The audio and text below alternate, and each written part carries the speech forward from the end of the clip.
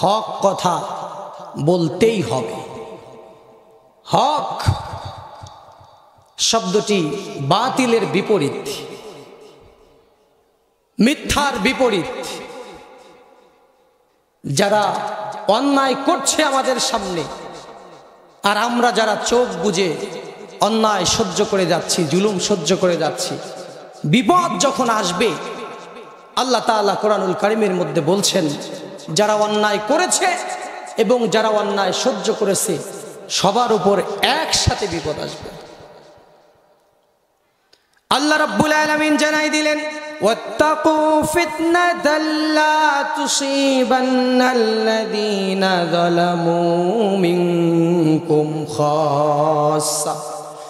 সাবধান হয়ে যাও, সতর্ক হয়ে যাও, এমন বিপদ থেকে আল্লাহর কাছে আশ্রয় প্রার্থনা করো যে বিপদ নাকি যখন মানুষের উপর নাজিল হয়, যারা অন্যায় করেছে তাদের উপরেও বিপদ আসে, আর চোখ বুজে যারা অন্যায়কে সহ্য করেছে তাদের উপরেও বিপদ সমানভাবে আসে।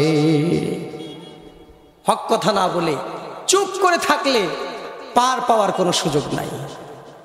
সত্য জেনে আপনি যদি না বলেন, আপনার ব্যাপারে কথা হলো শয়তানুন আখরাজ, এর মানে বোবা শয়তান। কি শয়তান? জোরে বলেন, কি শয়তান?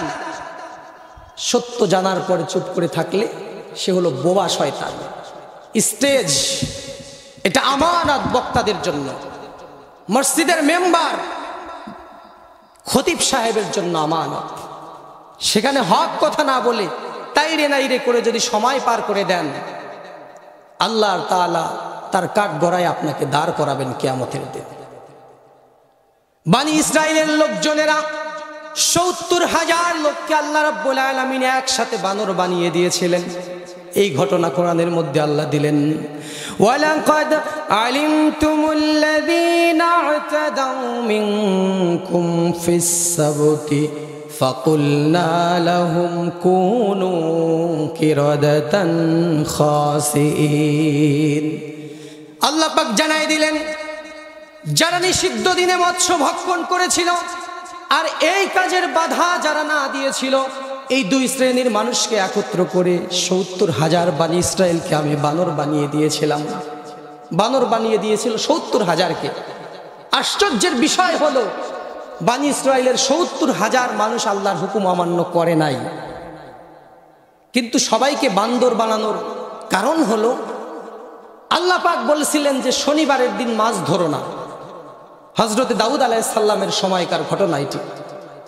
আল্লাহ বললেন শনিবারে মাছ ধরো না, শনিবারের মাছ খাওয়া যাবে না। বনি ইসরাইলের মধ্যে কিছু লোক শনিবারে বাদ দিয়ে রাখলো, ওই মাছটা রবিবারে ধরে তারা খাবে। আল্লাহর সাথে চালাকি। আল্লাহ বলছে শনিবারে মাছ ধরো না, তারা শনিবারে বাধা দিয়ে রাখলো। আপনারা বোঝেন তো, বাধা দিয়ে রাখলো, মাছ আটকায়া। পরের দিন রবিবার মাছ ধরে তারা জন্মের খাওয়া খাইল।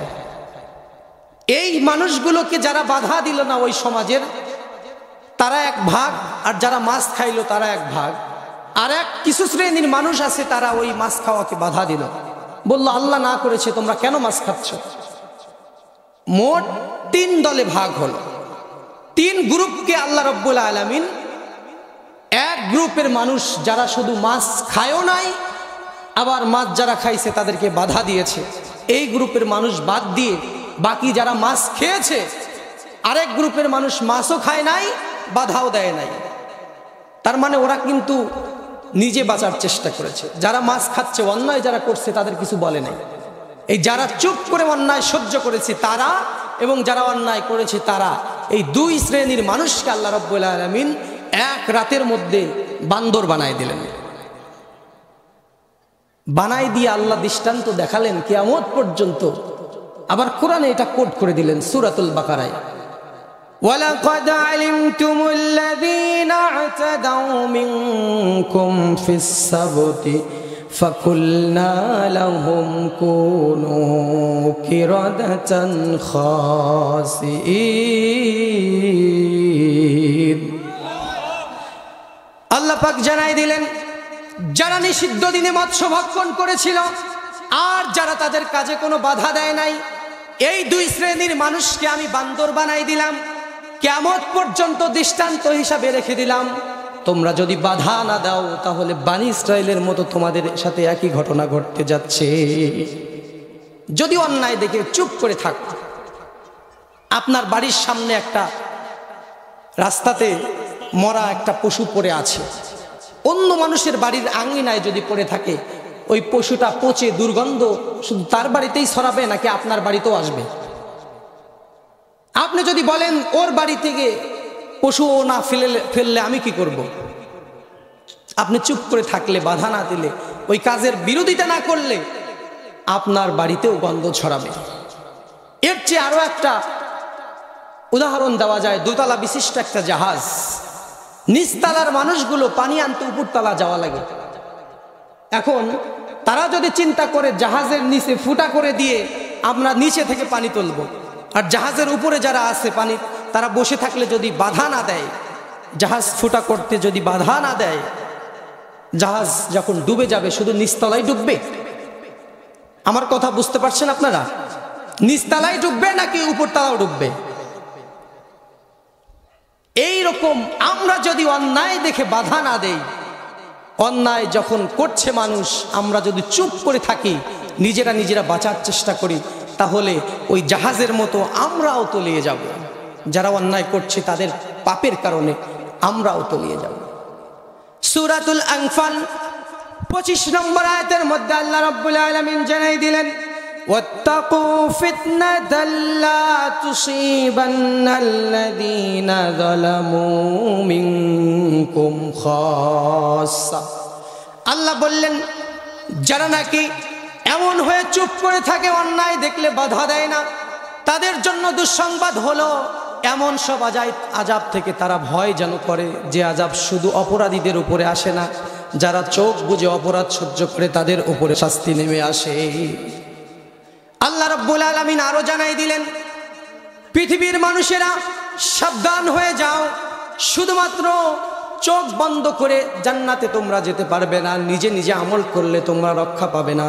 তোমার পরিবেশের আশেপাশে কি হচ্ছে এই সব সম্পর্কে তোমাকে জিজ্ঞাসা করা হবে।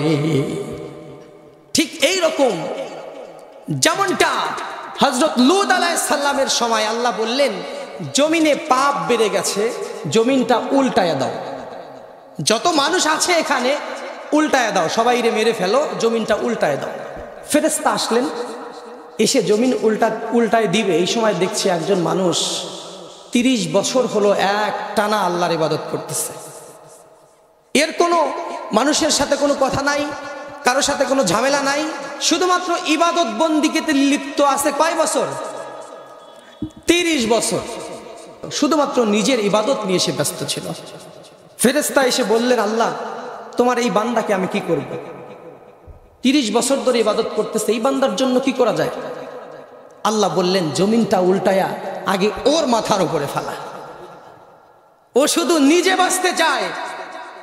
আজকে যারা আমরা শুধুমাত্র নিজেরা বাঁচার চেষ্টা করছি, তাদের জন্য কঠিন বিপদ হলো, তারা ওই বনী ইসরাইলের লোকের মতো, লূত আলাইহিস সালামের জামানার লোকের মতো আমরা নিজের বিপদটাকে খুব কাছ থেকে আলিঙ্গন করছি। আল্লাহর রাসূল সাল্লাল্লাহু আলাইহি সাল্লাম বলেছেন, তোমরা কোরআন থেকে কথা বলো, কোরআনের নির্দেশ সমাজে চালু করার চেষ্টা করো, কোরআনের আইন তোমাদের সমাজে বাস্তবায়ন করার চেষ্টা করো। মান ক্বালা বিহি সাদাকা, যে কোরআন থেকে বলে সেই সত্য বলে। ওমান আমিলা বিহি উজিরা, যে কোরআন থেকে আমল করে সে পুরস্কার পায়। ওমান হাকামা বিহি আদালা, আর যারা কোরআন থেকে বিচার করে তারা সত্য বিচার করে। আজকে আমাদের সমাজের মোল্লা মুন্সি আমরা যারা আছি, শুধুমাত্র আমরা ইবাদত বন্দেগী করতে পারলেই নিজেদেরকে পীর ওলিয়া উলিয়া মনে করছি। সাহাবায়ে কেরাম পাগল ছিলেন না? যুদ্ধে গিয়ে জীবন দেওয়ার জন্য তারা এত তাড়াতাড়ি কেন করেছে? শুধুমাত্র মসজিদে তসবিহ টিপলেই যদি জান্নাত পাওয়া যেত, তাহলে সাহাবায়ে কেরাম বুকের তাজা রক্ত কাফের বেঈমানদের সামনে ঢেলে দিত না। হাজার হাজার কাফের সৈন্যের সামনে একটা খেজুরের ডাল নিয়ে মোকাবেলা করার জন্য একাই দাঁড়িয়ে যেত না। তারা পাগল ছিলেন না। এত অত্যাচার তাদের উপর করা হয়েছে শুধুমাত্র আল্লাহর হুকুম যে সৎ কাজের আদেশ, অসৎ কাজের বাধা প্রদান করতে হবে। এই জন্য তারা পিছুপা হয় নাই।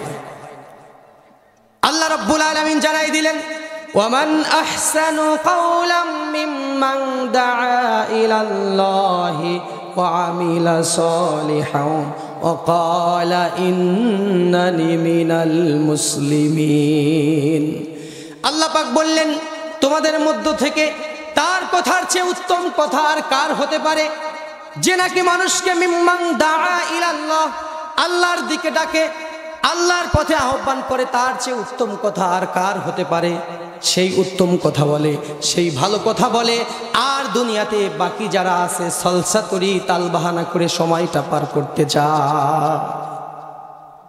মোল্লা কো জো মিলা হে মসজিদ মে সিজদে কি ইজাজত, নালায়েক সমঝতা হে এহি ইসলাম কে আজাদি হে। একজন বলেছিল মোল্লার দৌড় মসজিদ পর্যন্ত। এইটা তো আপনারা জানেন নাকি? কোন ব্যক্তি কথাটা বলেছিল এইটা জানা নাই, কিন্তু কথাটা সত্য। মোল্লা কো জো মিলা হে মসজিদ মে সিজদে কি ইজাজত। হুজুর মসজিদে খুতবা দেওয়ার আনন্দে আত্মহারা। ডিসি সাহেব যদি দাওয়াত দেয়, তাকে এলাকার প্রশাসন থেকে যদি সে দাওয়াত পায়, হুজুর আনন্দে অস্থির। ডিসি সাহেব দাওয়াত দিছে, আল্লাহ দে আটখান। ও মিয়া, ডিসি সাহেব তোমাকে কেন দাওয়াত দেবে? কোরআনের রাত যখন বাংলার জমিনে কায়েম হবে, তুমি ওই এলাকার ডিসি, তুমি ওই এলাকার এসপি, তুমি এলাকার আইন, তোমার মসজিদ থেকে এলাকার প্রত্যেকটি ব্যাপারে সিদ্ধান্ত আসবে, ঠিক কিনা? কোরআনের আইন যখন চালু হয়ে যাবে, বাংলাদেশের পার্লামেন্ট থেকে, কোরআনের আইন সংসদ থেকে একটা সনদ হয়ে বের হবে।